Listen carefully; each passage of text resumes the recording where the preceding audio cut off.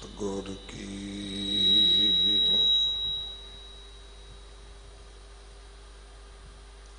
जिसनू मत आवे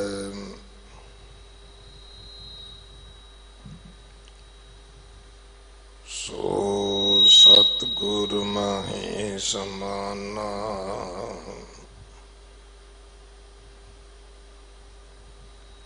एह बाणी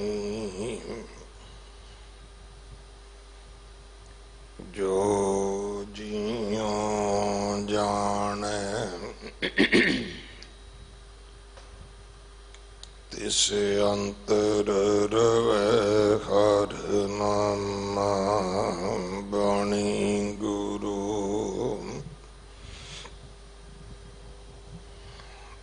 गुरु है बाणी विच बाणी अमृत सारे। गुर बाणी कहे सेवक जन मानै। पर तक गुरु निस्तारे। बाणी बिरलो विचारसी जे को गुरमुख होए।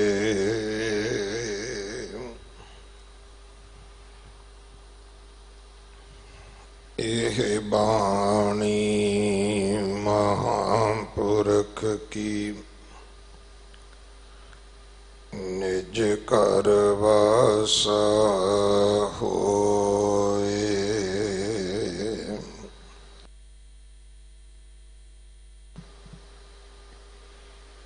कानड़ा महला चौथा। मन हर रंग राता गावे गो। पै पै त्रास पै है निर्मल।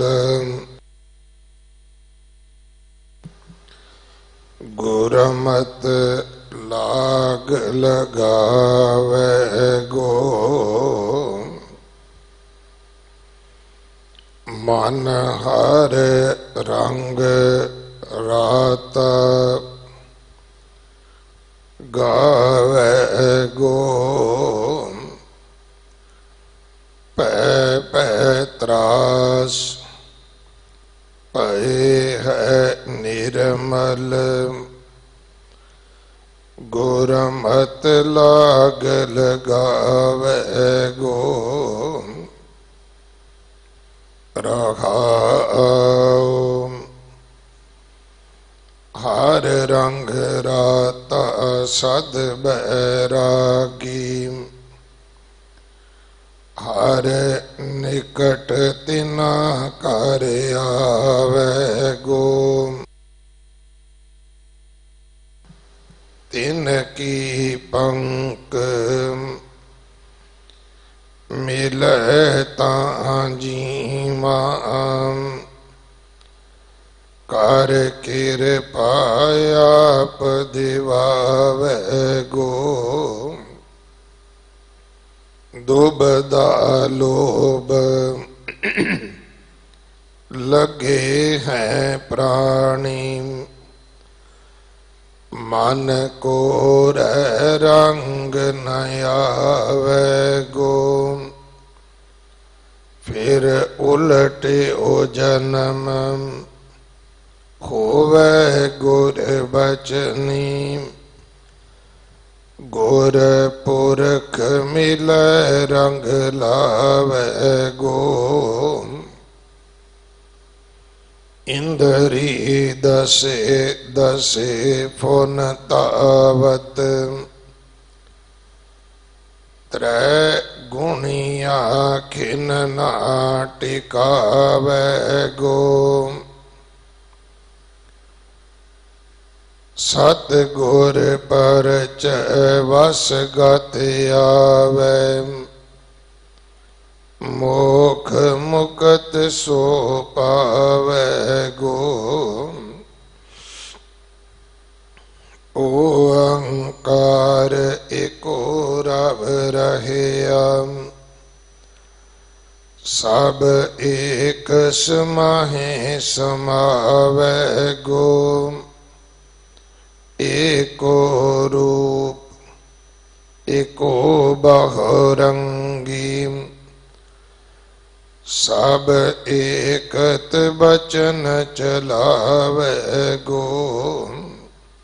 गुरमुख एको एक पछाता। गुरमुख होए लखावै गो। गुरमुख जाए मिलै निज महली। अनहद शब्द बजावै गो।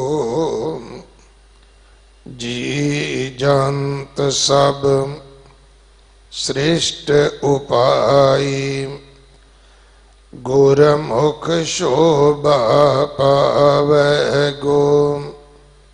बिन गुर भेटे को महल न पावै। आए जाए दुख पावै गो। अनेक जन्म बिछोड़े मेरे प्रीतम। कर कृपा गुरु मिलावै गो। सतगुर मिलत महासुख पाया। मत मलीन बिगसावै गो। हर हर कृपा करो जग जीवन। मैं शरदा नाम लगावै गो। नानक गुरु गुरु है सतगुर। मैं सतगुर शरण मिलावै गो। हर हर कृपा करो जग जीवन। मैं शरदा नाम लगावै गो। नानक गुरु गुरु है सतगुर। मैं सतगुर शरण मिलावै गो। वाहिगुरु जी का खालसा वाहिगुरु जी की फतेह। ये पावन शब्द जो 1310 अंग ते दर्ज है। इस शब्द की विचार भाई लुकिंदर सिंह जी ग्रंथी गुरुद्वारा सीसगंज साहब आप जी नूं सरवण करवाउणगे। अज सिख कौम के महान शहीद सिख कौम के पहले बादशाह जिन्हां ने बेगमपुरे दा हलेमी राज दा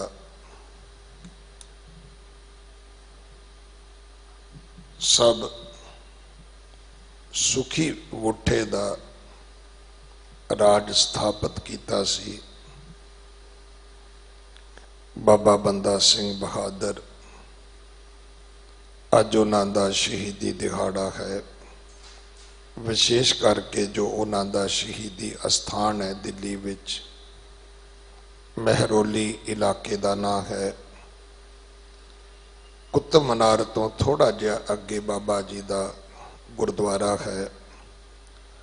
अज उत्थे ये दिहाड़ा बहुत शरदा सत्कार दे नाल मनाया जा रहा है। महाराजा रणजीत सिंह जी की बरसी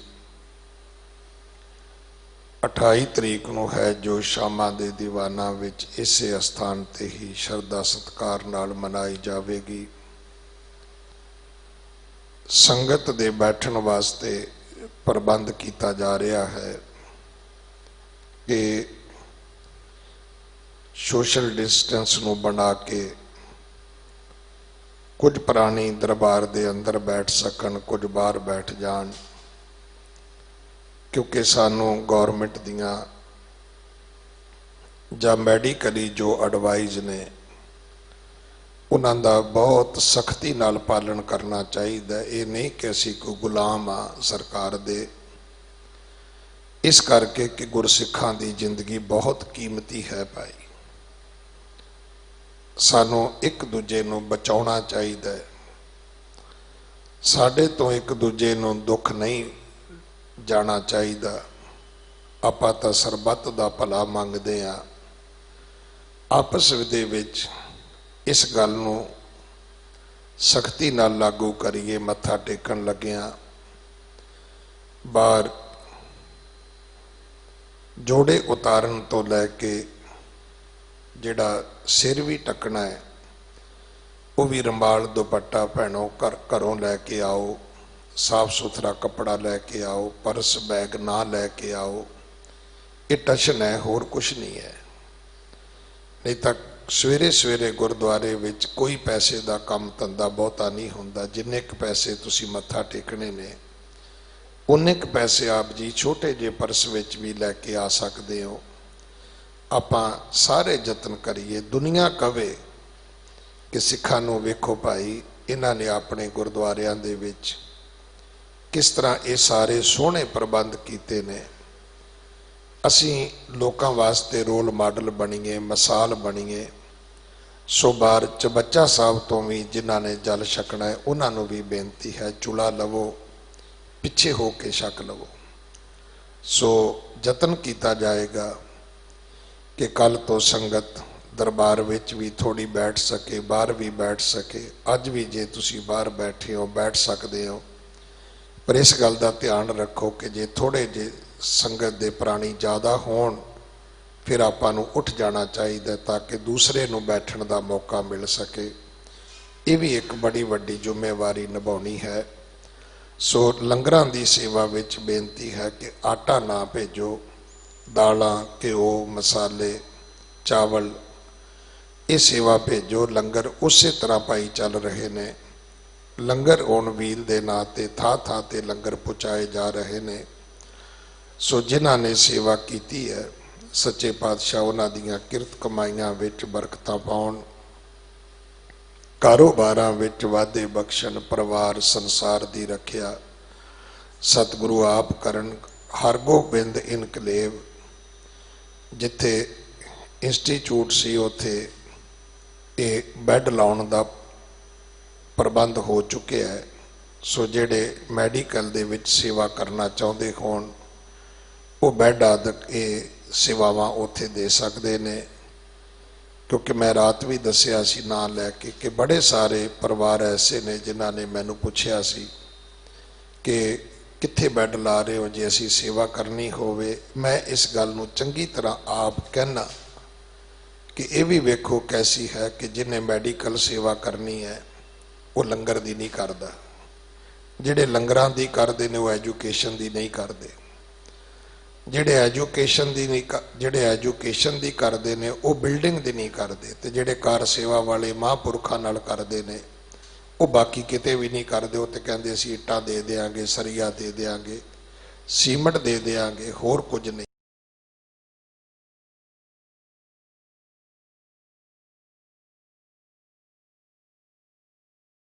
सो जिदा जिदा जिवें जिवें मन है वो अपनी सेवा कर सकता है। कल भी बेनती की सी कि एडमिशनां हो रही ने खालसा कॉलेजां दे विच 50% तुहाडी रिजर्वेशन है। मिनारटी दे सर्टिफिकेट लवो रकाबगंज साहब तो ते अपने बच्चों की ऑनलाइन एडमिशन कराओ ताकि तुहाडे बच्चों का साल खराब ना होवे। वाहिगुरू जी का खालसा, वाहिगुरू जी की फतेह। ਸਤਨਾਮ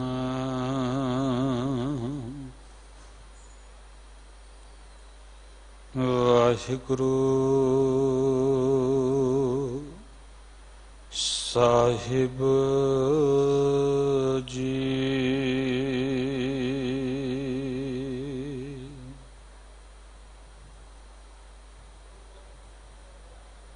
ਤੇਰੇ ਕਵਨ ਕਵਨ ਗੁਣ ਕਹਿ ਕਹਿ ਗਾਵਾਂ,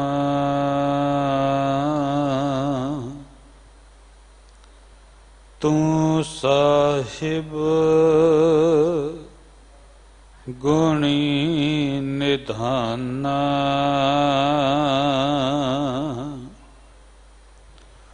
ਤੁਮਰੀ ਮਹਿਮਾ ਬਰਨ ਨਾ ਸਕਾਂ, ਤੂੰ ਠਾਕੁਰ ਊਚ ਭਗਵਾਨਾ,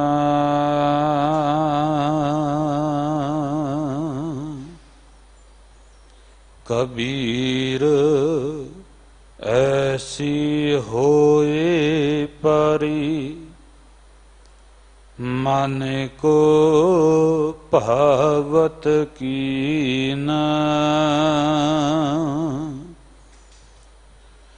ਮਰਨੇ ਤੇ ਕਿਆ ਡਰਪਨਾ,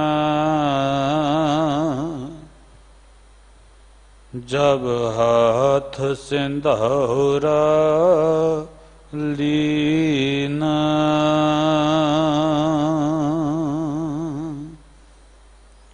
ਅਗਮ ਅਗੋਚਰ ਸਚ ਸਾਹਿਬ ਮੇਰਾ, ਨਾਨਕ ਬੋਲੇ ਬੋਲਾਇਆ ਤੇਰਾ, ਨਾਨਕ ਬੋਲੇ ਬੋਲਾਇਆ ਤੇਰਾ।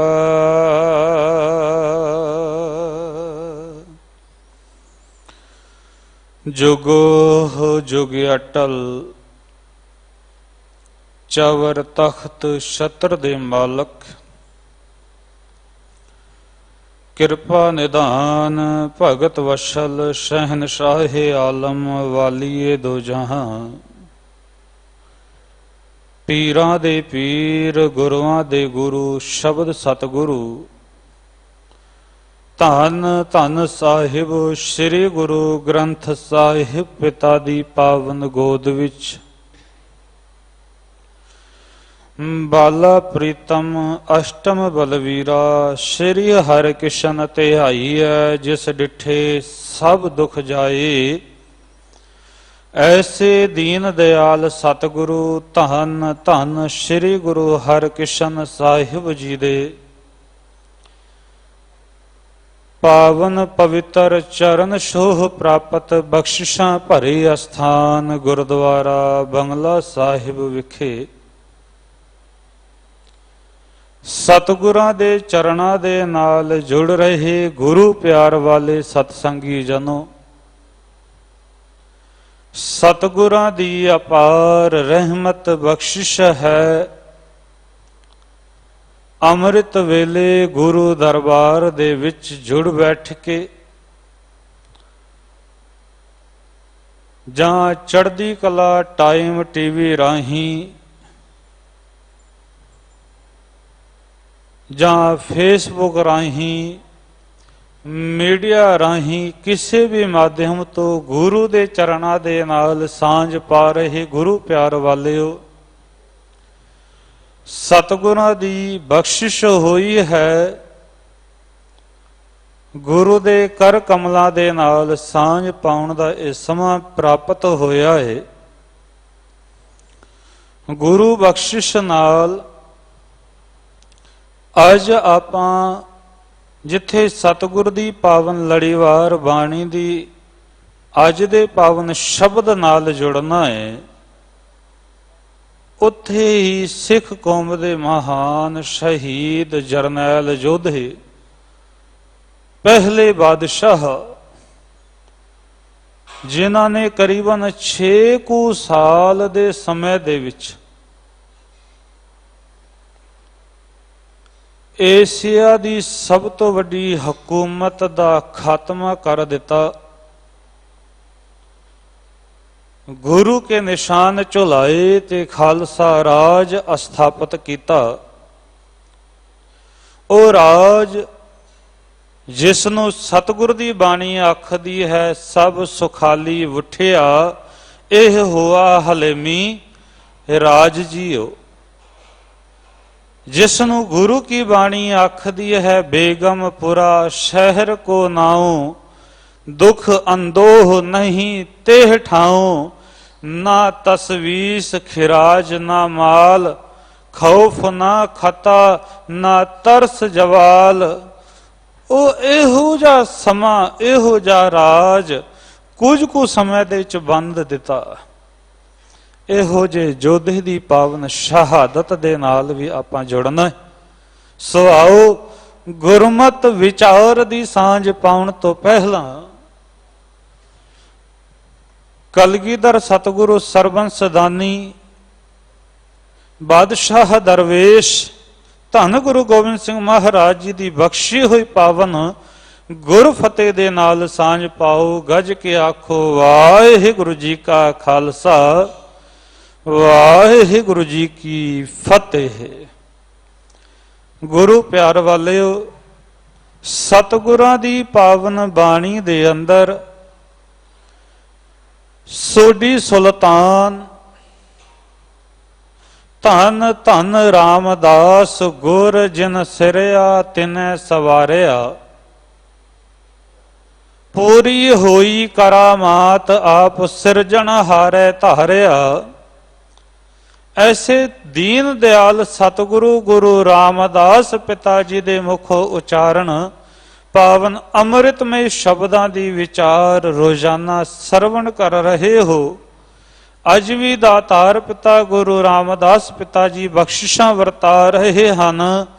ਕਾਨੜਾ ਰਾਗ ਦੇ ਅੰਦਰ ਪਾਵਨ ਅੰਗ 1310 ਉੱਤੇ ਸਤਿਗੁਰ ਪਿਤਾ ਜੀ ਕਿਰਪਾ ਕਰਦੇ ਨੇ। ਕਾਨੜਾ ਮਹਿਲਾ ਚੌਥਾ, ਰਾਗ ਕਾਨੜਾ। ਗੁਰੂ ਰਾਮਦਾਸ ਪਿਤਾ ਜੀ ਦੀ ਰਸਨਾ ਤੋਂ ਉਚਾਰਨ ਇਹ ਬਚਨ, ਮਨ ਹਰ ਰੰਗ ਰਾਤਾ ਗਾਵੇ ਗੋ, ਪਹਿ ਪਹਿ ਤਰਾਸ ਭਏ ਹੈ ਨਿਰਮਲ, ਗੁਰਮਤਿ ਲਾਗ ਲਗਾਵੇ ਗੋ।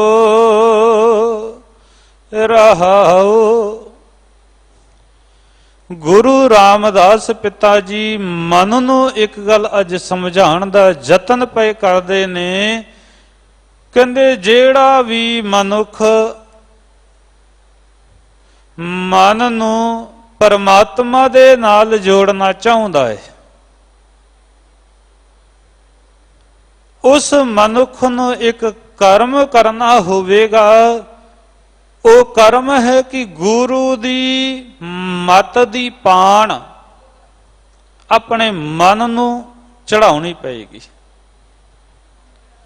ਅਜੇ ਤਾਂ ਹਾਲਾਤ ਉਹ ਨੇ ਜਿਸ ਨੂੰ ਗੁਰੂ ਨਾਨਕ ਪਾਤਸ਼ਾਹ ਜੀ ਨੇ ਕਿਹਾ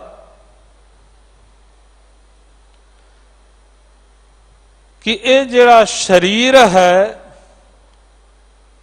ਇਸ ਨੂੰ ਮਾਇਆ ਦੀ ਪਾਹ ਲੱਗੀ ਹੋਈ ਹੈ ਤੇ ਲੋਭ ਦੇ ਲਾਲਚ ਦੇ ਰੰਗ ਦੇ ਵਿੱਚ ਰੰਗਿਆ ਹੋਇਆ ਹੈ।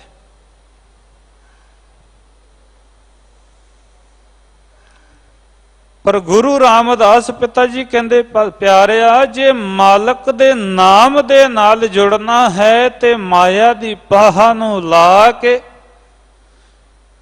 ਤੇ ਗੁਰੂ ਦੀ ਪਾਹ ਆਪਣੇ ਮਨ ਨੂੰ ਚਾੜ। ਜਿਵੇਂ ਕਿਸੇ ਕੱਪੜੇ ਨੂੰ ਰੰਗਣ ਤੋਂ ਪਹਿਲਾਂ ਉਸ ਨੂੰ ਪਾਹ ਲਾਈ ਦੀ ਹੈ, ਭਾਵੇਂ ਉਹ ਪਾਹ ਲੂਣ ਦੀ ਹੋਵੇ ਜਾਂ ਸੋਡੇ ਦੀ ਹੋਵੇ।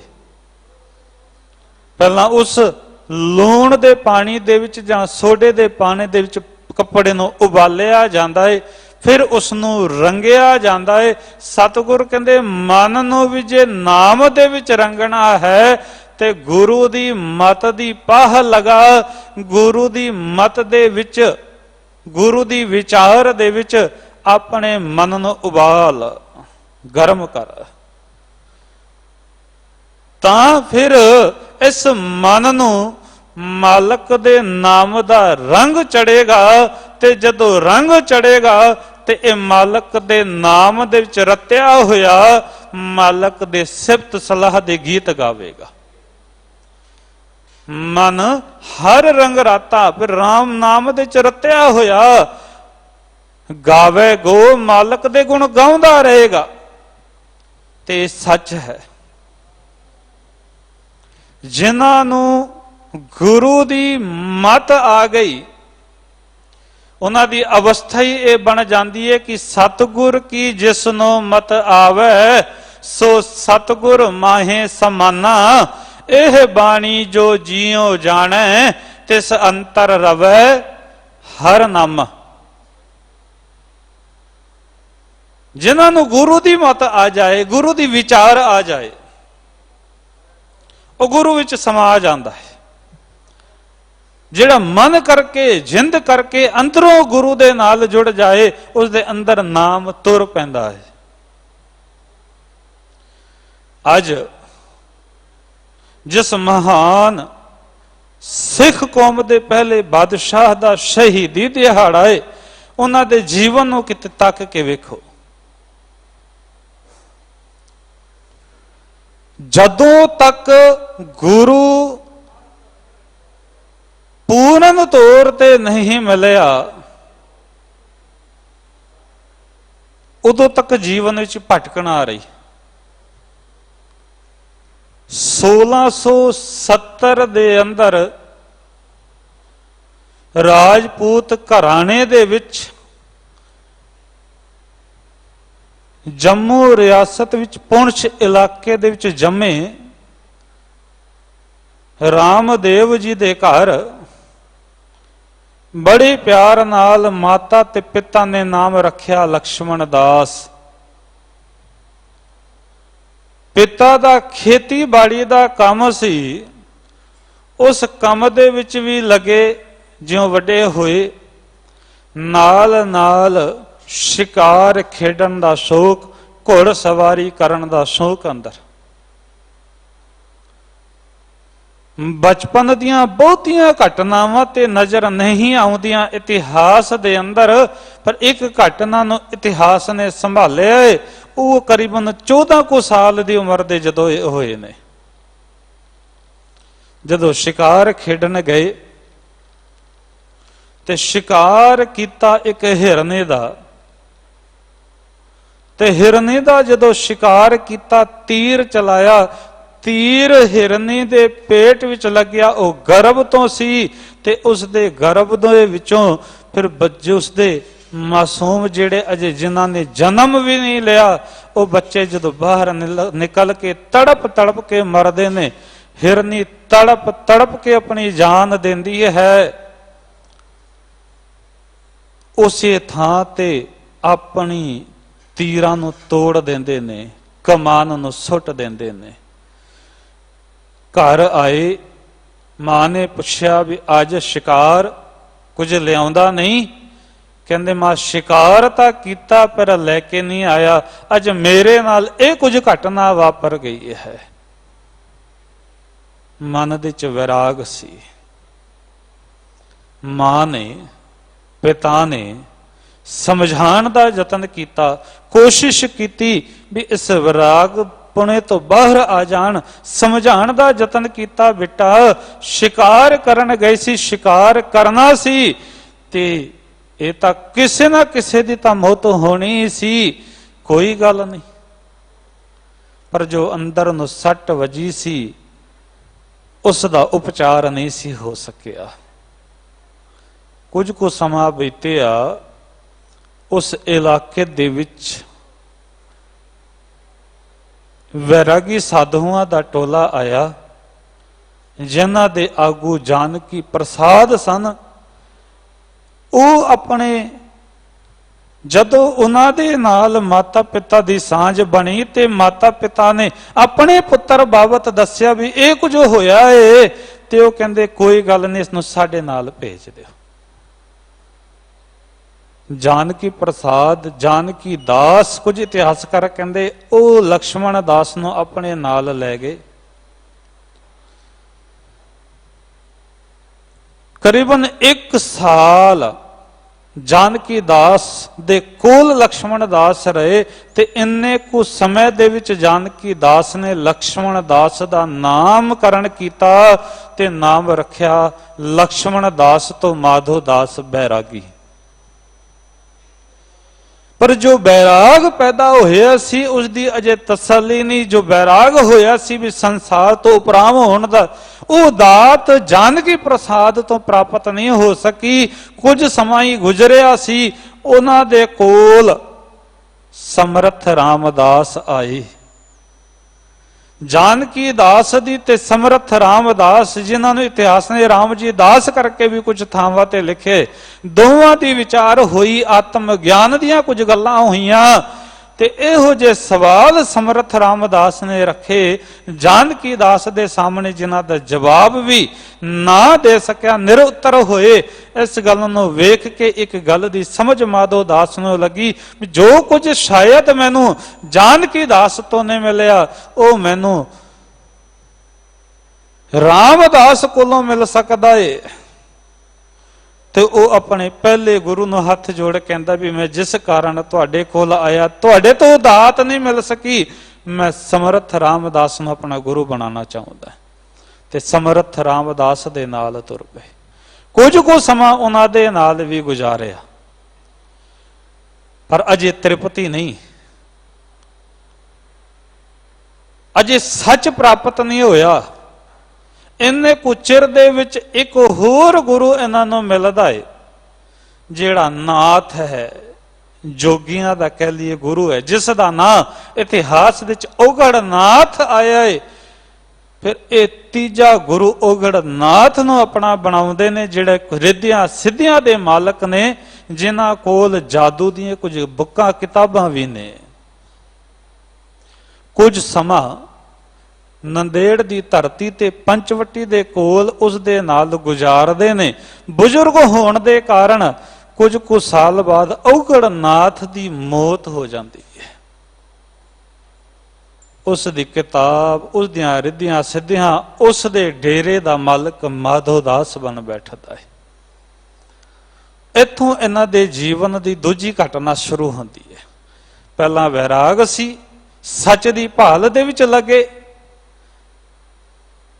ਪਰ ਅੱਜ ਜਦੋਂ ਇੱਕ ਪਦਵੀ ਮਿਲ ਗਈ, ਕੁਝ ਰਿੱਧੀਆਂ ਸਿੱਧੀਆਂ ਕੋਲ ਆ ਗਈਆਂ, ਤੇ ਉਹਨਾਂ ਦੇ ਨਾਲ ਜੀਵਨ ਵਿੱਚ ਅਹੰਕਾਰ ਆ ਗਿਆ, ਮਾਣ ਆ ਗਿਆ। ਹੁਣ ਤੱਕ ਤੇ ਆਪ ਭਟਕਦੇ ਸੀ, ਹੁਣ ਲੋਕਾਂ ਨੂੰ ਭਟਕਾਉਣਾ ਵੀ ਸ਼ੁਰੂ ਕਰ ਦਿੱਤਾ।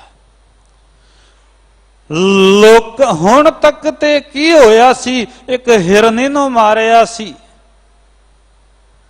ਹੁਣ ਕੀ ਹੋਇਆ, ਹੁਣ ਧਾਰਮਿਕ ਪੁਰਖਾਂ ਦਾ ਮਖੌਲ ਉਡਾਉਣ ਦਾ ਕਾਰਜ ਕਰਨ ਲੱਗ ਪਏ ਨੇ। ਆਪਣੇ ਡੇਰੇ ਬੁਲਾਉਂਦੇ ਨੇ, ਤਖਤ ਤੇ ਬਿਠਾਉਂਦੇ ਨੇ, ਤਖਤ ਗੱਲਾਂ ਕਰਦਿਆਂ ਹੋਏ ਉਲਟਾ ਦਿੰਦੇ ਨੇ। ਕੋਈ ਪੁਰਖ ਧਰਮੀ ਧਰਤੀ ਤੇ ਡਿੱਗਦਾ ਹੈ, ਫਿਰ ਉਸ ਦੀਆਂ ਮਖੌਲਾਂ ਆਪ ਉਡਾਉਂਦੇ ਨੇ। ਕੁਝ ਚੇਲੇ ਇਕੱਠੇ ਕਰ ਲਏ, ਉਹ ਉਡਾਉਂਦੇ ਨੇ। ਇਹੋ ਜਿਹੀ ਹਾਲਤ ਅਹੰਕਾਰ ਦਾ ਵਾਧਾ ਹੁੰਦਾ ਜਾ ਰਿਹਾ ਹੈ।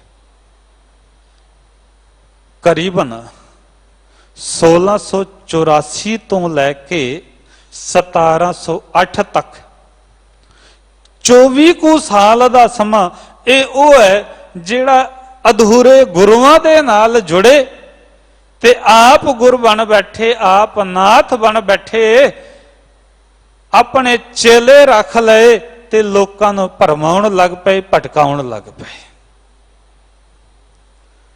ਦੂਜੇ ਪਾਸੇ ਜਦੋਂ ਧੰਨ ਕਲਗੀਧਰ ਪਿਤਾ ਗੁਰੂ ਗੋਬਿੰਦ ਸਿੰਘ ਮਹਾਰਾਜ ਬਹਾਦਰ ਸ਼ਾਹ ਦੇ ਨਾਲ ਜਾਂਦੇ ਨੇ ਤੇ ਦਾਦੂ ਕੇ ਦੁਆਰੇ ਪਹੁੰਚਦੇ ਨੇ, ਤੇ ਉੱਥੇ ਜੈਤ ਰਾਮ ਦੇ ਨਾਲ, ਜੋ ਉੱਥੋਂ ਦਾ ਇਸ ਵੇਲੇ ਮੁਖੀ ਹੈ, ਉਸ ਨਾਲ ਮੁਲਾਕਾਤ ਹੁੰਦੀ ਹੈ। ਉੱਥੇ ਘਟਨਾ ਇਹ ਵੀ ਵਾਪਰਦੀ ਹੈ ਕਿ ਸਤਿਗੁਰੂ ਤੀਰ ਨਾਲ ਦਾਦੋ ਦੀ ਪੀਰ ਨੂੰ ਸਜਦਾ ਵੀ ਕਰਦੇ ਨੇ, ਸ਼ੀਸ ਨਹੀਂ ਝੁਕਾਉਂਦੇ। ਸ਼ੀਸ ਤਾਂ ਕੇਵਲ ਕਲਗੀਧਰ ਸਤਿਗੁਰੂ ਨੇ ਜਾਂ ਤਾਂ ਧੰਨ ਸ਼੍ਰੀ ਗੁਰੂ ਗ੍ਰੰਥ ਸਾਹਿਬ ਨੂੰ, ਜਾਂ ਪੰਜ ਪਿਆਰਿਆਂ ਨੂੰ, ਜਾਂ ਫਿਰ ਧੰਨ ਗੁਰੂ ਤੇਗ ਬਹਾਦਰ ਮਹਾਰਾਜ ਨੂੰ ਝੁਕਾਇਆ ਏ, ਕਿਸੇ ਹੋਰ ਅੱਗੇ ਸ਼ੀਸ ਨਹੀਂ ਝੁਕਾਇਆ। ਪਰ ਪੰਜਾਂ ਪਿਆਰਿਆਂ ਨੇ ਉੱਥੇ ਵੀ ਗੁਰਮਤਾ ਕਰਕੇ ਸਤਿਗੁਰੂ ਨੂੰ ਤਨਖਾਹ ਲਾਈ ਸੀ। ਇਹ ਗੱਲ ਵੱਖਰੀ ਹੈ। ਜੈਤ ਰਾਮ ਨਾਲ ਕੁਝ ਗੱਲਾਂ ਦਾਦੂ ਦੀਆਂ ਹੁੰਦੀਆਂ ਨੇ, ਕੁਝ ਵਿਚਾਰਾਂ ਹੁੰਦੀਆਂ ਨੇ। ਉਸ ਤੋਂ ਬਾਅਦ ਸਤਿਗੁਰ ਦੇ ਵਿਚਾਰਾਂ ਤੋਂ ਜਦੋਂ ਇਹ ਪ੍ਰਭਾਵਿਤ ਹੁੰਦਾ ਹੈ ਜੈਤ ਰਾਮ, ਤੇ ਕਹਿੰਦਾ ਹੈ ਦਾਤਾ ਜੀਓ ਤੁਸੀਂ ਜਿੱਥੇ ਵੀ ਘੁੰਮੋ ਸਾਰਾ ਇਲਾਕਾ ਤੁਹਾਡਾ ਹੈ, ਪਰ ਇੱਕ ਬੇਨਤੀ ਕਰਨਾ ਚਾਹੁੰਦਾ ਕਿ ਦੱਖਣ ਵੱਲ ਜਾਣ ਵੇਲੇ ਖਿਆਲ ਕਰਿਓ, ਇੱਕ ਥਾਂ ਤੇ ਨਾ ਜਾਇਓ, ਬਾਕੀ ਜਿੱਥੇ ਦਿਲ ਕਰੇ ਜਾਇਓ। ਸਤਿਗੁਰੂ ਕਹਿੰਦੇ ਭਾਈ ਕਿੱਥੇ? ਕਹਿੰਦੇ ਮਾਧੋ ਦਾਸ ਦੇ ਡੇਰੇ ਨਾ ਜਾਇਓ, ਉਹ ਧਾਰਮਿਕ ਪੁਰਖਾਂ ਦਾ ਵੀ ਲਿਹਾਜ਼ ਨਹੀਂ ਕਰਦਾ, ਉਹਨਾਂ ਦੇ ਨਾਲ ਵੀ ਹਾਸੋਹੀਣੀਆਂ ਗੱਲਾਂ ਤੇ ਮਖੌਲ ਉਡਾਉਂਦਾ ਹੈ, ਉਸ ਕੋਲ ਨਾ ਜਾਇਓ, ਬਾਕੀ ਜਿੱਥੇ ਦਿਲ ਕਰੇ ਜਾਓ। ਉਹ ਤਾਂ ਤਖਤ ਉਲਟਾਉਣ ਵਾਲਾ ਹੈ। ਤੇ ਮੇਰੇ ਮਾਲਕ ਨੇ ਇੱਕੋ ਗੱਲ ਆਖੀ ਵੀ ਸਾਨੂੰ ਤਾਂ ਹੁਣ ਲੋੜ ਹੀ ਉਹਨਾਂ ਦੀ ਹੈ ਜਿਹੜੇ ਤਖਤ ਉਲਟਾਣ। ਤਖਤ ਉਲਟਾਉਣ ਵਾਲੇ ਹੀ ਚਾਹੀਦੇ ਨੇ। ਜੇ ਉਹ ਤਖਤ ਉਲਟਾਉਂਦਾ ਹੈ ਫਿਰ ਉਸ ਕੋਲ ਜ਼ਰੂਰ ਜਾਵਾਂਗੇ। ਸਤਿਗੁਰੂ ਮਹਾਰਾਜ ਆਪਣੇ ਸਿੰਘਾਂ ਦੇ ਨਾਲ ਉਸਦੇ 1708 ਦੇ ਵਿੱਚ 3 ਸਤੰਬਰ ਦਾ ਦਿਨ ਇਤਿਹਾਸਕਾਰ ਲਿਖਦੇ ਨੇ। ਜਦੋਂ ਪਹੁੰਚਦੇ ਨੇ ਵਿਚਾਰ ਹੁੰਦੀ ਹੈ, ਵਿਚਾਰ ਕੇ ਪਹਿਲਾਂ ਤਖਤ ਤੇ ਬੈਠੇ ਚੇਲਿਆਂ ਨੇ ਯਤਨ ਕੀਤਾ, ਕੁਝ ਨਾ ਬਣਿਆ, ਜਾ ਕੇ ਆਪਣੇ ਗੁਰੂ ਨੂੰ ਦੱਸਿਆ। ਗੁਰੂ ਨੇ ਦੂਰ ਬੈਠ ਕੇ ਆਪਣੇ ਮੰਤਰਾਂ ਦੇ ਨਾਲ ਯਤਨ ਕੀਤਾ, ਪਰ ਕੌਣ ਦੱਸੇ ਵੀ ਜਿਹੜੇ ਮੰਤਰ ਤੋਂ ਪੜਦਾ ਹੈ ਉਹਨਾਂ ਮੰਤਰਾਂ ਦਾ ਸਿਰਮੌਰ ਮੰਤਰ ਪੜਨ ਵਾਲੇ ਕਲਗੀਧਰ ਸਤਿਗੁਰੂ ਨੇ, ਜਿਹੜੇ ਕਿ ਦੂਜਿਆਂ ਨੂੰ ਵੀ ਨਮੋ ਮੰਤਰ ਮੰਤਰੇ ਦੇ ਨਾਲ ਜੋੜਦੇ ਨੇ। ਜਿਹੜੇ ਸਿਰਮੌਰ ਮੰਤਰ ਵਾਹਿਗੁਰੂ ਗੁਰੂ ਮੰਤਰ ਦੀ ਦਾਤ ਝੋਲੀ ਵਿੱਚ ਪਾਉਂਦੇ ਨੇ, ਉਹਨਾਂ ਦੇ ਉੱਤੇ ਤੇਰੇ ਮੰਤਰਾਂ ਦਾ ਅਸਰ ਨਹੀਂ ਚੱਲਣਾ। ਆਖਰ ਆਇਆ, ਪੁੱਛਦਾ ਏ ਤੁਸੀਂ ਕੌਣ ਹੋ? ਮੇਰੇ ਮਾਲਕ ਕਹਿੰਦੇ ਆਪਣੇ ਆਪ ਦੇ ਨਾਲ ਸਵਾਲ ਕਰ, ਆਪਣੇ ਅੰਦਰ ਝਾਤੀ ਮਾਰ। ਫਿਰ ਕਹਿੰਦਾ ਕੀ ਤੁਸੀਂ ਗੁਰੂ ਗੋਬਿੰਦ ਸਿੰਘ ਹੋ? ਦਾਤਾਰ ਕਹਿੰਦੇ ਮੈਂ ਤਾਂ ਗੁਰੂ ਗੋਬਿੰਦ ਸਿੰਘ ਹਾਂ, ਤੂੰ ਦੱਸ ਤੂੰ ਕੌਣ ਹੈ? ਕਹਿੰਦੇ ਸਤਿਗੁਰੂ ਮੈਂ ਆਪ ਜੀ ਦਾ ਬੰਦਾ। ਤੇ ਦਾਤਾਰ ਕਹਿੰਦੇ ਤੂੰ ਬੰਦਾ ਹੈ ਤੇ ਫਿਰ ਬੰਦਿਆਂ ਵਾਲੇ ਕੰਮ ਕਿਉਂ ਨਹੀਂ ਕਰਦਾ? ਕਿਉਂ ਭਟਕਦਾ ਏ ਤੇ ਕਿਉਂ ਲੋਕਾਂ ਨੂੰ ਭਟਕਾਉਂਦਾ ਏ? ਬੰਦਿਆਂ ਵਾਲੇ ਕਰਮ ਕਰ। ਕਹਿੰਦੇ ਦਾਤਾ ਤੁਸੀਂ ਹੁਕਮ ਕਰੋ, ਕਿਸ ਆਹਰ ਵਿੱਚ ਲੱਗਾ? ਤੁਹਾਡਾ ਹੁਕਮ ਮੇਰੇ ਸਿਰ ਮੱਥੇ। ਗੁਰੂ ਪਾਤਸ਼ਾਹ ਦੀ ਓਟ ਲਈ ਗੁਰੂ ਕਲਗੀਆਂ ਵਾਲੇ ਨੇ ਬੜੇ ਪਿਆਰ ਨਾਲ ਗੁਰਮਤ ਦਾ ਗਿਆਨ ਬਖਸ਼ਿਆ, ਅੰਮ੍ਰਿਤ ਦੀ ਦਾਤ ਬਖਸ਼ੀ। ਕੁਝ ਵਿਦਵਾਨ ਮੁਨਕਰ ਨੇ ਪਰ ਸੱਚ ਕਰਕੇ ਜਾਣਨਾ, ਜਿਸ ਨੂੰ ਕੌਮ ਦਾ ਆਗੂ ਬਣਾ ਕੇ ਕਲਗੀਆਂ ਵਾਲਾ ਤੋਰਦਾ ਹੋਵੇਗਾ ਕਿ ਬਿਨਾਂ ਅੰਮ੍ਰਿਤ ਤੋਂ ਤੋਰਦਾ ਹੋਵੇਗਾ? ਨਹੀਂ ਹੋ ਸਕਦਾ। ਅੰਮ੍ਰਿਤ ਦੀ ਦਾਤ ਦਿੱਤੀ। ਕੁਝ ਸਮਾਂ ਕਲਗੀਆਂ ਵਾਲੇ ਸਤਿਗੁਰ ਦੇ ਨਾਲ ਇਹ ਰਹਿੰਦਾ ਹੈ।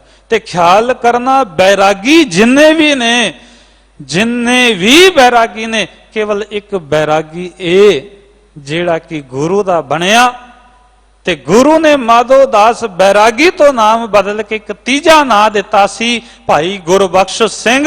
ਪਰ ਸੰਸਾਰ ਨੇ ਇਸ ਗੱਲ ਨੂੰ ਵੇਖਦੇ ਵੀ ਇਹ ਆਖਦਾ ਮੈਂ ਗੁਰੂ ਦਾ ਬੰਦਾ, ਤੇ ਕੇਵਲ ਨਾਮ ਬੰਦਾ ਸਿੰਘ ਕਰਕੇ ਜਾਣਿਆ ਤੇ ਖਿਤਾਬ ਦਿੱਤਾ ਬਹਾਦਰੀ ਦਾ। ਸੰਸਾਰ ਨੇ ਬੰਦਾ ਸਿੰਘ ਬਹਾਦਰ ਦੇ ਨਾਮ ਦੇ ਨਾਲ ਜਾਣਿਆ, ਭਾਈ ਗੁਰਬਖਸ਼ ਸਿੰਘ ਨਾਮ ਕਿਸੇ ਵਿਰਲੇ ਨੂੰ ਚੇਤਾ ਰਿਹਾ। ਇਹ ਗੱਲ ਵੱਖਰੀ ਹੈ। ਸਤਿਗੁਰੂ ਮਹਾਰਾਜ ਦੇ ਕੋਲ ਕਰੀਬਨ ਮਹੀਨਾ ਕੋਈ ਟਿਕਦੇ ਨੇ।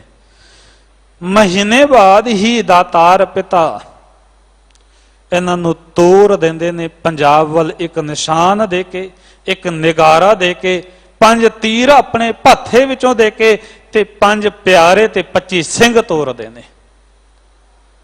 5 ਪਿਆਰਿਆਂ ਵਿੱਚੋਂ ਭਾਈ ਵਿਨੋਦ ਸਿੰਘ, ਭਾਈ ਕਾਹਨ ਸਿੰਘ, ਭਾਈ ਰਣ ਸਿੰਘ, ਭਾਈ ਦਇਆ ਸਿੰਘ ਤੇ ਭਾਈ ਰਾਮ ਸਿੰਘ ਦਾ ਨਾਮ।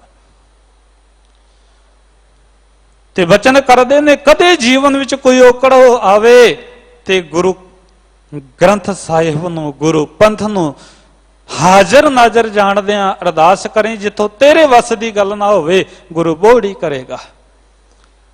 ਤੁਰ ਜਾਂਦੇ ਨੇ। ਇੱਧਰ ਸਤਿਗੁਰੂ ਮਹਾਰਾਜ 20 ਅਕਤੂਬਰ ਨੂੰ ਧੰਨ ਸ਼੍ਰੀ ਗੁਰੂ ਗ੍ਰੰਥ ਸਾਹਿਬ ਨੂੰ ਗੁਰਿਆਈ ਦੇ ਕੇ ਜੋਤੀ ਜੋਤ ਸਮਾਉਂਦੇ ਨੇ। ਉਧਰ ਉਹ ਪੰਜਾਬ ਵੱਲ ਤੁਰਦੇ ਨੇ।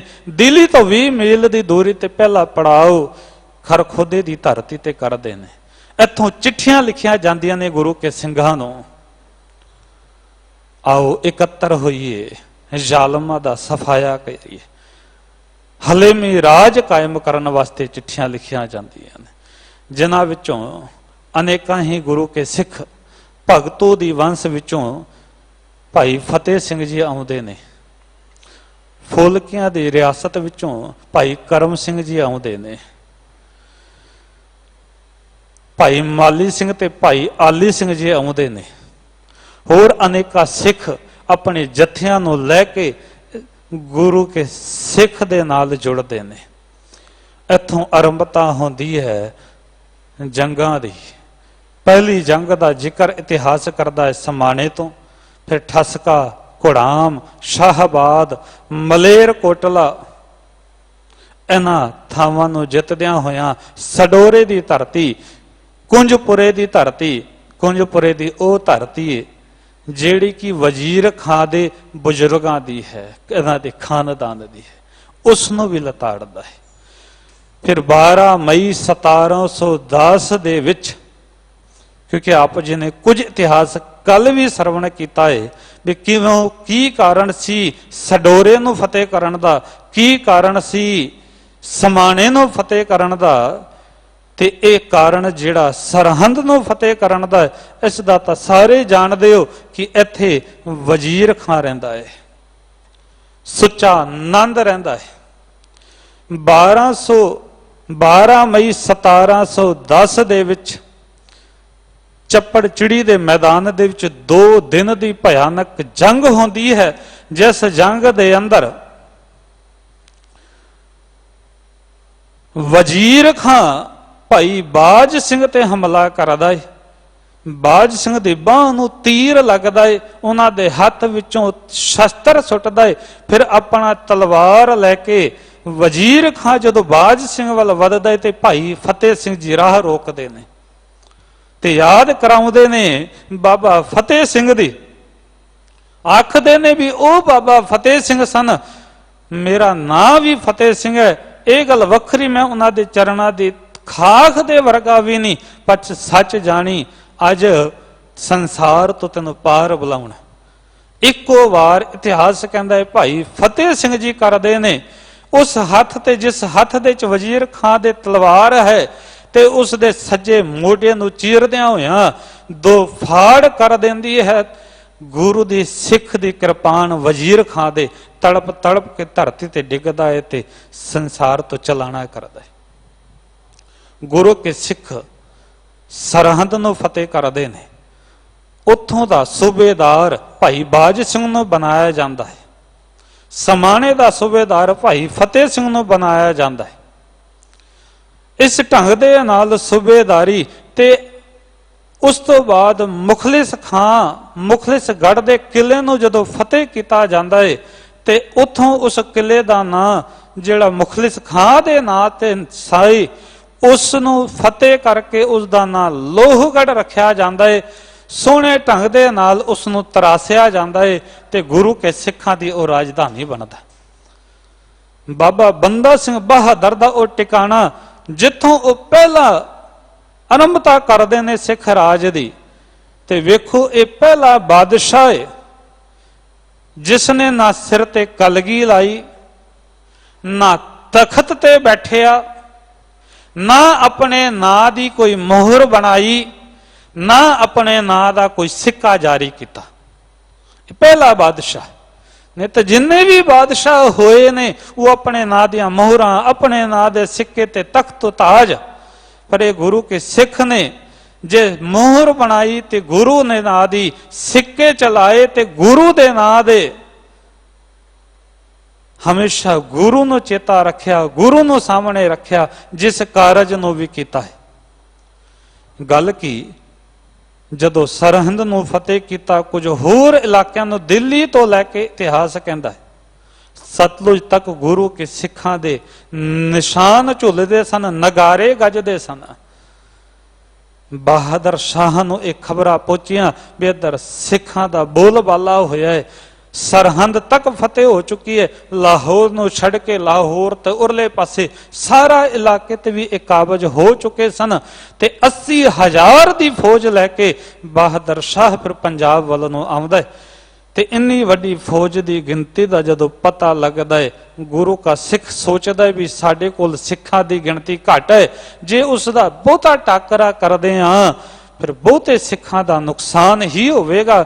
ਇਸ ਕਰਕੇ ਕੁਝ ਸਮੇਂ ਲਈ ਪਹਾੜੀ ਇਲਾਕੇ ਵੱਲ ਆਪਣੀ ਫੌਜ ਨੂੰ ਲੈ ਕੇ ਤੁਰਦਾ ਤੇ ਪਹਾੜੀ ਰਾਜਿਆਂ ਨੂੰ ਵੀ ਸੋਧਦਾ ਹੈ, ਜਿਨ੍ਹਾਂ ਦੇ ਵਿੱਚ ਕਹਿਲੂਰ ਦਾ ਰਾਜਾ ਅਜਮੇਰ ਚੰਦ ਵੀ ਹੈ, ਉਸ ਜਿਸ ਨੇ ਕਿ ਗੁਰੂ ਕਲਗੀਧਰ ਪਿਤਾ ਦੇ ਨਾਲ ਕਰੀਬਨ 10 ਜੰਗਾਂ ਦੇ ਵਿੱਚ ਹਿੱਸਾ ਪਾਇਆ ਸੀ, ਉਸ ਨੂੰ ਵੀ ਸੋਧਦਾ ਹੈ।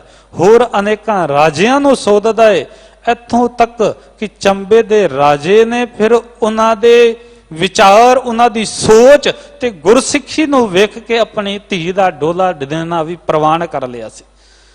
ਉਹ ਧੀ ਸੀ ਬੀਬੀ ਸੁਸ਼ੀਲ ਕੌਰ, ਜਿਸ ਦੀ ਕੁੱਖ ਤੋਂ ਬਾਬਾ ਅਜੈ ਸਿੰਘ ਦਾ ਜਨਮ ਹੋਇਆ ਸੀ। ਗੱਲ ਕੀ, ਕੁਝ ਸਮਾਂ ਇਹੋ ਜਿਹਾ ਵੀ ਆਇਆ ਜਦੋਂ ਸਿੱਖਾਂ ਨੂੰ ਪਹਾੜੀ ਇਲਾਕਿਆਂ ਦੇ ਵਿੱਚ ਰਹਿਣਾ ਪਿਆ ਤੇ ਇਧਰੋਂ ਇਹ 80,000 ਦੀ ਫੌਜ ਲੈ ਕੇ ਇਹ ਆਪਣੇ ਵਾਪਸ ਪੰਜਾਬ ਨੂੰ ਸਰ ਕਰਦਾ ਹੋਇਆ ਲਾਹੌਰ ਤੱਕ ਜਾਂਦਾ ਹੈ। ਲੋਹਗੜ੍ਹ ਦੇ ਕਿਲੇ ਤੇ ਜਦੋਂ ਹਮਲਾ ਇਹ ਕਰਦਾ ਹੈ, ਉੱਥੋਂ ਇਹ ਬੰਦਾ ਸਿੰਘ ਬਹਾਦਰ ਜਦੋਂ ਨਿਕਲ ਜਾਂਦੇ ਨੇ, ਕੈਦ ਨਹੀਂ ਕਰ ਪਾਉਂਦਾ, ਨਾ ਉਹਨਾਂ ਨੂੰ ਮਾਰ ਪਾਉਂਦਾ ਤੇ ਪਾਗਲ ਹੋ ਜਾਂਦਾ ਹੈ। ਇਹਨਾਂ ਕੋ ਪਾਗਲ ਇਤਿਹਾਸ ਨੇ ਜ਼ਿਕਰ ਕੀਤਾ ਕਿ 1210 ਫਰਵਰੀ ਨੂੰ ਇਸਨੇ 3 ਹੁਕਮ ਜਾਰੀ ਕੀਤੇ ਸਨ। ਇੱਕ ਸਿੱਖ ਜਿੱਥੇ ਵੀ ਮਿਲਣ ਉਹਨਾਂ ਨੂੰ ਕਤਲ ਕਰ ਦਿੱਤਾ ਜਾਵੇ, ਕਤਲ ਕਰਨ ਵਾਲੇ ਦੇ ਖਿਲਾਫ ਕੋਈ ਮੁਕੱਦਮਾ ਨਹੀਂ, ਕੋਈ ਪੁੱਛਗਿੱਛ ਨਹੀਂ ਹੋਣੀ। ਦੂਜਾ ਹੁਕਮ ਜਾਰੀ ਕੀਤਾ ਸੀ, ਪਹਿਲਾ ਤਾਂ ਇਹ ਹੁਕਮ ਕਿ ਕਤਲ ਕਰ ਦਿੱਤੇ ਜਾਣ, ਫਿਰ 3 ਹੋਰ ਸਰਕਾਰੀ ਹੁਕਮ ਕਿ ਜਿੰਨੇ ਕੋ ਸ਼ਾਹੀ ਇਲਾਕੇ ਦੇ ਵਿੱਚ ਫਕੀਰ ਨੇ ਉਹਨਾਂ ਦੀ ਦਾੜੀ ਮੁੰਨ ਦਿੱਤੀ ਜਾਵੇ, ਕਿਉਂਕਿ ਉਹਨਾਂ ਦੀ ਦਾੜੀ ਨੂੰ ਵੇਖ ਕੇ ਸਿੱਖ ਚੇਤਾ ਆਉਂਦੇ ਨੇ। ਦੂਜਾ, ਜਿੰਨੇ ਵੀ ਇਲਾਕੇ ਦੇ ਵਿੱਚ ਕੁੱਤੇ ਨੇ ਉਹਨਾਂ ਨੂੰ ਸਗਾ ਨੂੰ ਮਾਰ ਦਿੱਤਾ ਜਾਵੇ, ਕਿਉਂਕਿ ਜਦੋਂ ਇਹ ਪਰਾਤੀ ਭੌਂਕਦੇ ਨੇ ਤੇ ਡਰ ਲੱਗਦਾ ਏ ਵੀ ਕਿਤੇ ਸਿੱਖ ਨਾ ਆ ਗਏ ਹੋਣ। ਤੀਜਾ ਹੁਕਮ ਜਾਰੀ ਕੀਤਾ ਵੀ ਜਿੰਨੇ ਕੋ ਖੋਤੇ ਨੇ ਉਹਨਾਂ ਖੋਤਿਆਂ ਨੂੰ ਸ਼ਹਿਰ ਤੋਂ ਬਾਹਰ ਕੱਢ ਦਿੱਤਾ ਜਾਵੇ, ਕਿਉਂਕਿ ਖੋਤੇ ਜਦੋਂ ਰਾਤ ਨੂੰ ਇਹ ਦੌੜਦੇ ਨੇ, ਭੱਜਦੇ ਨੇ ਇੱਕ ਦੂਜੇ ਪਾਸੇ ਤੇ ਲੱਗਦਾ ਏ, ਡਰ ਆਉਂਦਾ ਏ ਵੀ ਲੱਗਦਾ ਏ ਵੀ ਗੁਰੂ ਕੇ ਸਿੱਖ ਘੋੜਿਆਂ ਤੇ ਸਵਾਰ ਹੋ ਕੇ ਆ ਗਏ। ਇੰਨਾ ਕੋ ਡਰ, ਇਸ ਡਰ ਦੇ ਵਿੱਚ ਬਹਾਦਰ ਸ਼ਾਹ ਡਿਪਰੈਸ਼ਨ ਦੇ ਵਿੱਚ ਚਲਾ ਜਾਂਦਾ ਏ, ਪਾਗਲ ਹੋ ਜਾਂਦਾ ਏ ਤੇ 1212 ਦੇ ਵਿੱਚ ਉਸ ਦੀ ਮੌਤ ਵੀ ਹੋ ਜਾਂਦੀ ਹੈ। ਆਖਰਕਾਰ ਉਸ ਦਾ ਪੁੱਤਰ ਜਹਾਨਦਾਰ ਕੁਝ ਦਿਨ ਗੱਦੀ ਤੇ ਬੈਠਦਾ ਹੈ, ਉਸ ਤੋਂ ਬਾਅਦ ਫਰੁਖਸ਼ਰ ਗੱਦੀ ਤੇ ਬੈਠਦਾ ਹੈ। ਜਦੋਂ ਫਰੁਖਸ਼ਰ ਦਾ ਦੌਰ ਚੱਲਦਾ ਹੈ, ਉਸ ਵੇਲੇ ਇਹਨਾਂ ਨੇ ਗੁਰਦਾਸ ਨੰਗਲ ਦੀ ਗੜੀ ਦੇ ਵਿੱਚ, ਕਿਉਂਕਿ ਗੁਰੂ ਕੇ ਸਿੱਖ ਨੇ ਫਿਰ ਵਾਪਸ, ਜਦੋਂ ਖਾਨਦਾਨੀ ਜੰਗ ਚੱਲਦੇ ਸਨ, ਵਾਪਸ ਇਹਨਾਂ ਨੂੰ ਮੌਕਾ ਮਿਲਿਆ 2 ਸਾਲ ਦਾ, ਵਾਪਸ ਪੰਜਾਬ ਦੀ ਧਰਤੀ ਤੇ ਇਹਨਾਂ ਨੇ ਹਮਲੇ ਕੀਤੇ, ਫਿਰ ਦੁਬਾਰਾ ਤੋਂ ਆਪਣੇ ਵਾਪਸ ਇਲਾਕਿਆਂ ਨੂੰ ਇਹਨਾਂ ਨੇ ਜਿੱਤਿਆ ਸੀ। ਅੱਜ ਉਹ ਸਮਾਂ ਆਇਆ ਜਦੋਂ ਕਿ ਗੁਰਦਾਸ ਨੰਗਲ ਦੀ ਗੜੀ ਦੇ ਵਿੱਚ ਇਹਨਾਂ ਨੂੰ ਕਰੀਬਨ 10 ਜਰਨੈਲਾਂ ਦੇ ਨਾਲ 50,000 ਦੀ ਫੌਜ ਦੇ ਨਾਲ ਫਰੁਖਸ਼ਰ ਭੇਜਦਾ ਹੈ ਆਪਣੀ ਫੌਜ ਨੂੰ, ਤੇ 1200 ਸਿੱਖ ਗੁਰਦਾਸ ਨੰਗਲ ਦੀ ਗੜੀ ਦੇ ਵਿੱਚ, ਇਹ ਗੜੀ ਹੈ ਕੋਈ ਕਿਲਾ ਨਹੀਂ, ਜਿਵੇਂ ਕਿ ਕਲਗੀਧਰ ਸਤਿਗੁਰ ਦੇ ਵੇਲੇ ਚਮਕੌਰ ਦੀ ਗੜੀ ਉਹ ਬੁੱਧੀ ਚੰਦ ਰਾਵਤ ਦੀ ਸੀ, ਇਸੇ ਤਰ੍ਹਾਂ ਇਹ ਗੁਰਦਾਸ ਨੰਗਲ ਦੀ ਗੜੀ ਜਿਹੜੀ ਗੁਰਦਾਸਪੁਰ ਤੋਂ ਕਰੀਬਨ 6 ਕਿਲੋਮੀਟਰ ਦੂਰੀ ਤੇ ਹੈ, ਇਹ ਦੁਨੀ ਚੰਦ ਦੀ ਇਹ ਹਵੇਲੀ ਸੀ, ਕੱਚੀ ਗੜੀ ਸੀ। ਉਸ ਦੇ ਵਿੱਚ ਇਹ 1200 ਸਿੱਖ, ਇਹਨਾਂ ਕੋਲ ਕਰੀਬਨ 2 ਮਹੀਨੇ ਦਾ ਇਤਿਹਾਸ ਕਹਿੰਦਾ ਰਾਸ਼ਨ ਸੀ, ਪਰ ਇਹਨਾਂ ਨੇ ਉਹ ਰਾਸ਼ਨ ਖਿੱਚ ਧੋ ਕੇ 3 ਮਹੀਨੇ ਚਲਾਇਆ, ਪਰ ਘੇਰਾ 8 ਮਹੀਨੇ ਪਿਆ ਰਿਹਾ। 8 ਮਹੀਨੇ ਦੇ ਵਿੱਚ ਮਾंस भी खादा, दरख्तां दे पत्ते भी खादे, छिल्लां भी खादियां, शरीर कमजोर भी होए। 8 महीने दे बाद किते जदों 2-3 दिन कोई हलचल ना हुई ते बूहा खोल के शाही लश्कर अंदर वड़िया ते सिखां नूं कुछ नूं ते मार दिता गया ते कुछ नूं गिरफ्तार किया गया। इतिहास कहता करीबन 740 सिख उथों गिरफ्तार किए गए।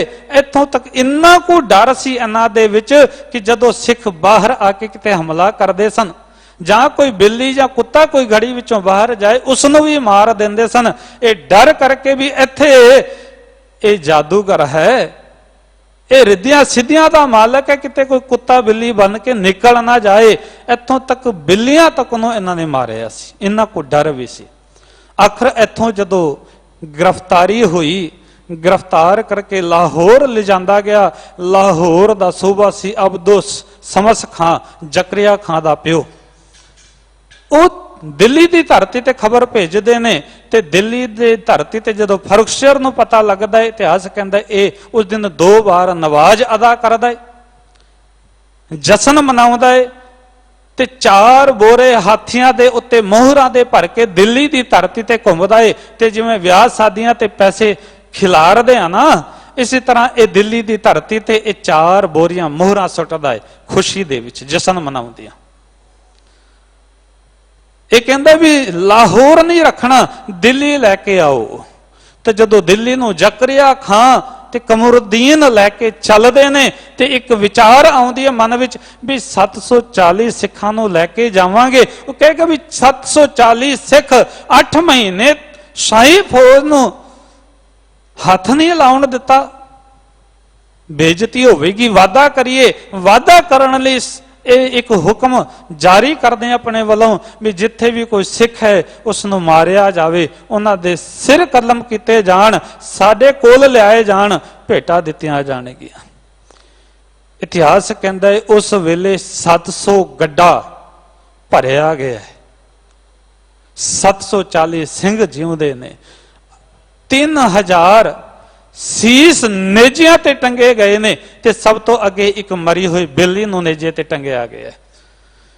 बंदा सिंह बहादुर नूं घोड़े ते बिठाया गया, पिंजरे विच कैद करके तिलेदार सिर ते पग रखी गई है। उसदी घर दे सुशील कोल ते उसदे बच्चे नूं भी कैद किया गया है। इत्थों तुरे ने ते 27 फरवरी 1715 नूं दिल्ली लिजाए गए। दिल्ली की धरती ते इन्हों कैद किया गया, इन्हों का जुलूस कढ़िया गया, पर इन्हों दे किसी के चेहरे ते उदासी नहीं खिड़े हुए। ते इतिहास कहता है करीबन 5 मार्च तो शहादतां की आरंभता हुई। 5 मार्च तो 12 मार्च तक 7 दिन लगातार 100 सिंघां की शहादत होंदी है। सबनों पुछा जाती इको गल, जां इस्लाम कबूल जां मौत। एक पासे तलवार लैके जलाद खलोता, एक पासे काजी खलोता है, जिस विच एक सिख शहीद बच्चे की शहादत दा जिक्र आउंदा है, जिहदी मां आके कहंदी मेरा पुत्र शहीद नहीं, पर वो बच्चा आखदा नहीं मेरी मां झूठ बोलदी है, मैं सिख हाँ। ते उस सिख बच्चे का ना इतिहास ने भीम सिंह करके लिखिया है, जेड़ा कहंदा नहीं मैनू मेरे भरावां दे नाल छेती कतल करो, छेती मारो, मैं इन्हां दे नाल शहादत दा जाम पीना है, मैं कलगियां वाले दा पुत हाँ। वो एक सिख नौजवान बच्चा भी शहादत दा जाम पींदा है। आखिरकार इन्हां 700 की शहादत, उस तो बाद इतिहास कहंदे करीबन 6 महीने कैद दे विच जरनैल नूं रखिया गया। 6 महीने, फरवरी तो कैद आरंभ हुंदी है ते 9 जून तक, 9 जून दे विच शहादत है बंदा सिंह बहादुर दी, इन्हां दे नाल 25 जरनैलां दी। जिहड़े बाकी दे सिंह ने वो दिल्ली की कोतवाली विच चांदनी चौक की धरती ते शहीद होंदे ने। इतिहासकारां ने उस स्थान नूं 2 रूपां दे विच बयान किया। एक कहंदे ने जिथे दिल्ली की पब्लिक लाइब्रेरी है उत्थे, कुछ इतिहासकार कहने जिथे भाई मती दास चौक है उस थां ते उन्हां 700 सिंघां दी शहादत हुई है। उसे थां ते गल की अज गुरु के सिख अगे फरुखसिया तख्त ला के बैठता है, कुर्सी ला के ते एक गल पुछदा, प्यारिया दस इस्लाम कबूल है ਜਾਂ ਮੌਤ? ਉਹ ਕਹਿੰਦਾ ਇੱਕ ਗੱਲ ਦੱਸ ਦੇ ਵੀ ਜਿਹੜੇ 700 ਨੂੰ ਤੂੰ ਕਤਲ ਕੀਤਾ ਹੈ, ਕਿਸੇ ਨੇ ਸ਼ਹਾਦਤ ਤੋਂ ਅਲੱਗ ਕੁਝ ਕਬੂਲ ਕੀਤਾ ਹੈ, ਦੀਨ ਇਲਾਹੀ ਨੂੰ ਕਬੂਲ ਕੀਤਾ ਹੈ? ਉਹ ਸਿਰ ਝੁਕਾ ਲੈਂਦਾ, ਕਹਿੰਦੇ ਇੱਕ ਨੇ ਵੀ ਨਹੀਂ। ਤੇ ਬੰਦਾ ਸਿੰਘ ਬਹਾਦਰ ਕਹਿੰਦੇ ਜੇ 700 ਵਿੱਚੋਂ ਇੱਕ ਨੇ ਵੀ ਜੇ ਤੇਰੇ ਧਰਮ ਨੂੰ ਕਬੂਲ ਨਹੀਂ ਕੀਤਾ ਤੇ ਤੂੰ ਕਿਵੇਂ ਆਸ ਕਰ ਸਕਦਾ ਇਹ ਬੰਦਾ ਜਿਸ ਨੂੰ ਗੁਰੂ ਨੇ ਘੱਲਿਆ ਹੋਵੇ ਤੇ ਇਹ ਤੇਰੇ ਈਨ ਨੂੰ ਕਬੂਲ ਲੈ ਨਹੀਂ ਕਬੂਲਿਆ। ਕਹਿੰਦੇ ਜੇ ਨਹੀਂ ਕਬੂਲੇਗਾ ਤੇ ਵੇਖ ਤੇਰੇ ਮੁਖ ਦੇ ਵਿੱਚ ਤੇਰੇ ਪੁੱਤਰ ਦਾ ਕਲੇਜਾ ਪਾਇਆ ਜਾਵੇਗਾ। ਕੀਤਾ ਕੀ ਗਿਆ? ਗੋਦ ਵਿੱਚ ਪਾਇਆ, ਕਹੇ ਆਪਣੇ ਹੱਥ ਨਾਲ ਮਾਰ। ਕਹਿੰਦੇ ਨਹੀਂ, ਆਪਣੇ ਨੂੰ ਕੀ ਤੇਰੇ ਨੂੰ ਵੀ ਨਹੀਂ ਮਾਰ ਸਕਦਾ। ਮਾਸੂਮ ਦਾ ਕਤਲ ਗੁਰਮਤ ਨਹੀਂ ਕਬੂਲ ਕਰਦੀ। ਤੇ ਜਲਾਦਾਂ ਨੇ ਆਪ ਪੌਣੇ 4 ਸਾਲ ਦੇ ਅਜੈ ਸਿੰਘ ਦਾ ਕਲੇਜਾ ਚੀਰਿਆ, ਉਸ ਦਾ ਕਲੇਜਾ ਕੱਢ ਕੇ ਤੇ ਬੰਦਾ ਸਿੰਘ ਬਹਾਦਰ ਦੇ ਮੁਖ ਵਿੱਚ ਪਾਇਆ। ਖਿਆਲ ਕਰਿਓ ਕਰੀਬਨ ਸਾਲ ਦੇ ਵਿੱਚ ਅੱਜ ਕਿਤੇ ਖਾਣ ਨੂੰ ਕੁਝ ਮਿਲਿਆ, ਨਹੀਂ ਤੇ ਕਿਤੇ ਥੋੜਾ ਬਹੁਤ ਕਿਤੇ ਕੁਝ ਮਿਲਿਆ। ਅੱਜ ਖਾਣ ਨੂੰ ਕੁਝ ਦਿੱਤਾ ਗਿਆ ਤੇ ਬੱਚੇ ਦਾ ਕਲੇਜਾ, ਕਿਹੋ ਜਿਹੀ ਅਵਸਥਾ ਹੋਵੇਗੀ। ਪਰ ਖੈਰ ਉਸਨੂੰ ਵੀ ਝੱਲਿਆ। ਬਾਦਸ਼ਾਹ ਨੇ ਗਲੇ ਵਿੱਚ ਪੁੱਤਰ ਦੇ ਟੋਟੇ ਪਵਾਏ, ਗੋਦ ਵਿੱਚ ਸਿਰ ਰਖਾ ਦਿੱਤਾ। ਕਿੰਜ ਮਹਿਸੂਸ ਹੁੰਦਾ ਹੈ?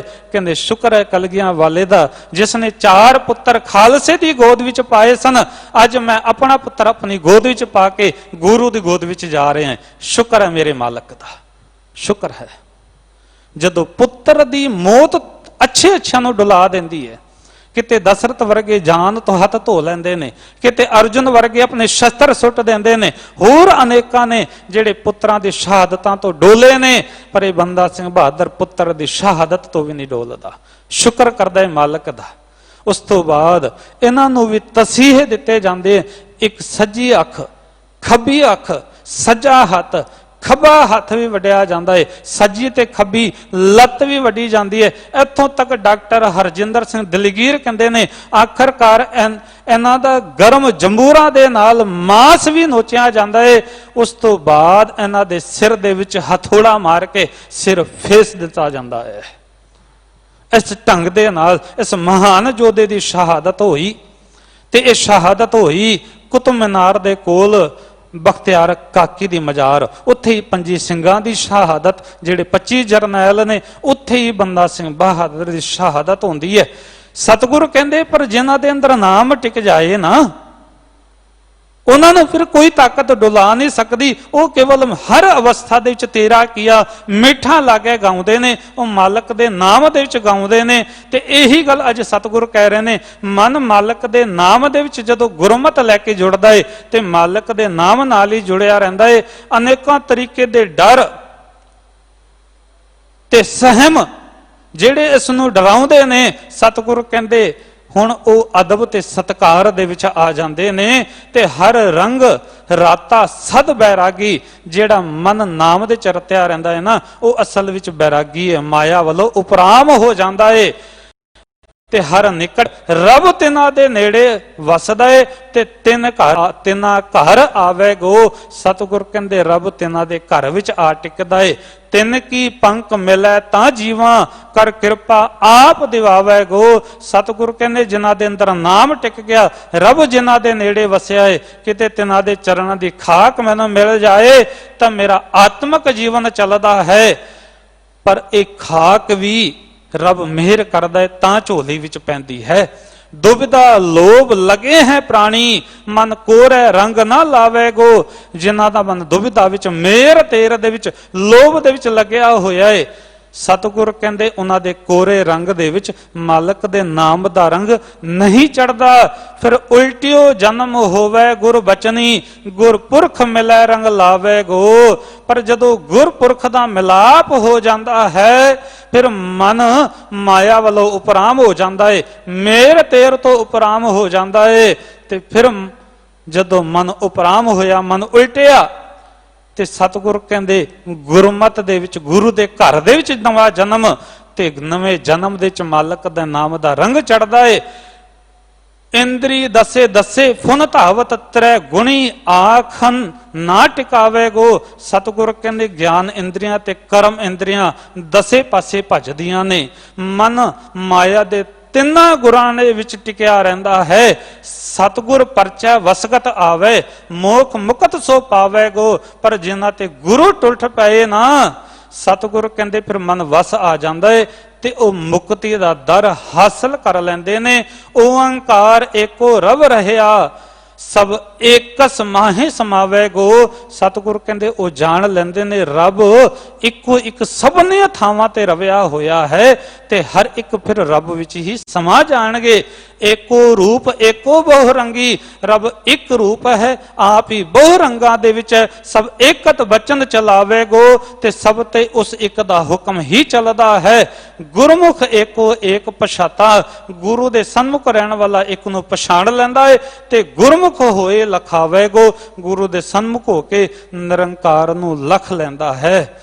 ਗੁਰਮੁਖ ਜਾਏ ਮਿਲੇ ਨਿਜ ਮਹਿਲੀ, ਅਨਹਦ ਸ਼ਬਦ ਵਜਾਵੇ ਗੋ। ਗੁਰੂ ਦੇ ਸਨਮੁਖ ਹੋ ਕੇ ਉਹ ਅੰਤਰ ਆਤਮੇ ਆਪਣੇ ਨਿਜ ਘਰ ਵਿੱਚ ਟਿਕ ਜਾਂਦਾ ਹੈ, ਜਿੱਥੇ ਇੱਕ ਰਸ ਗੁਰੂ ਦਾ ਪ੍ਰਬਲ ਸ਼ਬਦ ਵੱਜਦਾ ਹੈ, ਟਿਕਿਆ ਰਹਿੰਦਾ ਹੈ ਤੇ ਅਵਸਥਾ ਬਣ ਜਾਂਦੀ ਹੈ। ਸਤਿਗੁਰ ਪਾਤਸ਼ਾਹ ਕਹਿੰਦੇ ਜੀ ਜੰਤ ਸਭ ਸ੍ਰਿਸ਼ਟ ਉਪਾਈ, ਗੁਰਮੁਖ ਸ਼ੋਭਾ ਪਾਵੇ ਗੋ। ਜੀਵ ਜੰਤੂ ਸਾਰੀ ਸ੍ਰਿਸ਼ਟੀ ਉਸ ਨਿਰੰਕਾਰ ਦੀ ਪੈਦਾ ਕੀਤੀ ਹੋਈ ਹੈ ਤੇ ਗੁਰਮੁਖ ਕਹਿੰਦਾ ਪਿਆਰਿਆ ਰੱਬ ਨੇ ਜੇ ਸ਼ੋਭਾ ਬਖਸ਼ਣੀ ਹੈ ਫਿਰ ਸ਼ੋਭਾ ਮਿਲ ਜਾਏਗੀ, ਕਿਉਂਕਿ ਹੁਕਮ ਮਿਲੇ ਵਡਿਆਈ, ਉਸਦੇ ਹੁਕਮ ਵਿੱਚ ਹੀ ਮਾਣ ਪ੍ਰਤਿਸ਼ਠਾ ਕਿਸੇ ਨੂੰ ਮਿਲਦੀ ਹੈ। ਬਿਨ ਗੁਰ ਭੇਟੇ ਕੋ ਮਹਿਲ ਨਾ ਪਾਵੇ, ਬਿਨਾ ਗੁਰੂ ਤੋਂ ਕੋਈ ਰੱਬ ਦੇ ਘਰ ਜਾਂ ਨਿਜ ਮਹਿਲ ਵਿੱਚ ਥਾਂ ਟਿਕਾਣਾ ਨਹੀਂ ਪਾ ਸਕਦਾ। ਆਏ ਜਾਏ ਦੁੱਖ ਪਾਵੇਗੋ, ਉਹ ਆਂਦਾ ਤੇ ਜਾਂਦਾ ਤੇ ਭਟਕਦਾ ਰਹਿੰਦਾ ਹੈ। ਅਨੇਕ ਜਨਮ ਵਿਛੜੇ ਮੇਰੇ ਪ੍ਰੀਤਮ, ਕਰ ਕਿਰਪਾ ਗੁਰੂ ਮਿਲਾਵੇ ਗੋ। ਦਾਤਾ ਅਨੇਕਾਂ ਜਨਮਾਂ ਤੇ ਵਿਛੜੇ ਹਾਂ ਮੇਰੇ ਮਾਲਕਾ, ਕਿਰਪਾ ਕਰਕੇ ਮੈਨੂੰ ਗੁਰੂ ਮਿਲਾ ਦੇ। ਸਤਿਗੁਰ ਮਿਲਤ ਮਹਾ ਸੁਖ ਪਾਇਆ, ਕਿਉਂਕਿ ਗੁਰੂ ਨੂੰ ਮਿਲ ਕੇ ਮਹਾ ਸੁਖ ਮਿਲਦਾ ਹੈ। ਮਤ ਮਲੀਨ ਵਿਗਸਾਵੇ ਗੋ, ਜਿਹੜੀ ਮਲੀਨ ਮਤ ਹੈ ਇਹ ਖਿੜ ਜਾਏਗੀ ਜਦੋਂ ਗੁਰੂ ਮਿਲੇਗਾ। ਹਰ ਹਰ ਕਿਰਪਾ ਕਰੋ ਜਗ ਜੀਵਨ, ਇਹ ਦਾਤਾ ਜਗਤ ਦੇ ਜੀਵਨ ਦੇਣ ਵਾਲੇ ਦਾਤਾ ਕਿਰਪਾ ਕਰੋ। ਮੈਂ ਸ਼ਰਧਾ ਨਾਮ ਲਗਾਵੇ ਗੋ, ਮੇਰੀ ਸ਼ਰਧਾ ਮੇਰੇ ਮਾਲਕ ਦੇ ਨਾਮ ਵਿੱਚ ਲੱਗ ਜਾਏ, ਇਹ ਕਿਰਪਾ ਕਰੀ। ਕਿਉਂਕਿ ਨਾਨਕ ਗੁਰੂ ਹੈ ਸਤਿਗੁਰੂ, ਮੈਂ ਸਤਿਗੁਰ ਸ਼ਰਨ ਮਿਲਾ ਗੋ। ਕਿਉਂਕਿ ਗੁਰੂ ਹੀ ਉਹ ਵਸੀਲਾ ਹੈ, ਗੁਰੂ ਹੀ ਉਹ ਜਰਿਆ ਹੈ, ਜਿਹਦੀ ਸ਼ਰਨ ਪਿਆ ਨਿਰੰਕਾਰ ਚੇਤੇ ਆਉਂਦਾ ਹੈ, ਜਿਹਦੀ ਸ਼ਰਨ ਪਿਆ ਜੀਵਨ ਸਫਲ ਹੁੰਦਾ ਹੈ। ਜਿਵੇਂ ਬੰਦਾ ਸਿੰਘ ਬਹਾਦਰ ਗੁਰੂ ਦੀ ਸ਼ਰਨ ਪਏ ਤੇ ਜੀਵਨ ਸਵਾਰ ਲਿਆ, ਐਵੇਂ ਅੱਜ ਵੀ ਜਿਹੜਾ ਗੁਰੂ ਦੀ ਸ਼ਰਨ ਨਾਲ ਜੁੜਦਾ ਹੈ ਆਪਣੇ ਜੀਵਨ ਨੂੰ ਸਵਾਰ ਲੈਂਦਾ ਹੈ। ਸਤਿਗੁਰ ਪਿਤਾ ਕਿਰਪਾ ਕਰਨ ਅਸਾਂ ਵੀ ਗੁਰੂ ਸ਼ਬਦ ਨਾਲ ਜੁੜ ਕੇ ਆਪਣੇ ਜੀਵਨ ਨੂੰ ਸਵਾਰ ਸਕੀਏ। ਇੰਨੀਆਂ ਕੁ ਬੇਨਤੀਆਂ ਪ੍ਰਵਾਨ ਹੋਈਆਂ, ਬੇਅੰਤ ਪ੍ਰਕਾਰ ਦੀਆਂ ਭੁੱਲਾਂ ਗਲਤੀਆਂ ਦੇ ਖਿਮਾ, ਕੋਟਾਨ ਕੋਟ ਸ਼ੁਕਰ ਧੰਨ ਸ਼੍ਰੀ ਗੁਰੂ ਗ੍ਰੰਥ ਸਾਹਿਬ ਮਹਾਰਾਜ ਦਾ, ਜਿਨ੍ਹਾਂ ਨੇ ਆਪ ਸੇਵਾ ਲਈ। ਧੰਨਵਾਦ ਸਿੰਘ ਸਾਹਿਬ ਗਿਆਨੀ ਰਣਜੀਤ ਸਿੰਘ ਹੋਰਾਂ ਦਾ ਜਿਹੜੇ ਮਾਣ ਤੇ ਪਿਆਰ ਬਖਸ਼ਦੇ ਨੇ। ਧੰਨਵਾਦ ਸਮੂਹ ਸੰਗਤਾਂ ਦਾ, ਪਿਆਰ ਨਾਲ ਗੁਰਫਤਿਹ ਪ੍ਰਵਾਨ ਕਰੋ। ਵਾਹਿਗੁਰੂ ਜੀ ਕਾ ਖਾਲਸਾ, ਵਾਹਿਗੁਰੂ ਜੀ ਕੀ ਫਤਿਹ।